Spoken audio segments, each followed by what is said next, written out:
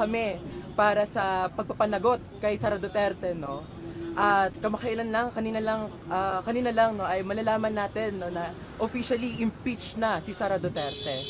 At uh, nagagalak kami mga kabataan dahil sa ngayon no ay pinapanagot na no ng mamamayang Pilipino si Sara Duterte para sa kanyang katiwalian. So ang hiling namin sa Senado no ay ipagpatuloy yung proseso o patuluyan panagutin si Sara Duterte para sa kanyang mga krimen sa kanyang krimen no laban sa mamamayan. Siyempre po, sobrang saya dahil pinapakita lang nito at pinatutunayan nito na may nagagawa ang sama-samang pagkilos. Pero ganun pa man, kinikilala namin na marami pang kailangan gawin, marami pang kailangan kausapin at magpaliwanagan at kaisahin ng mga kabataan, hindi lamang mga kabataan kundi iba't iba pang sektor para tuluyang mapanagot si Sara Duterte. Hindi lang si Sara Duterte kundi ang ama niyang si Digong.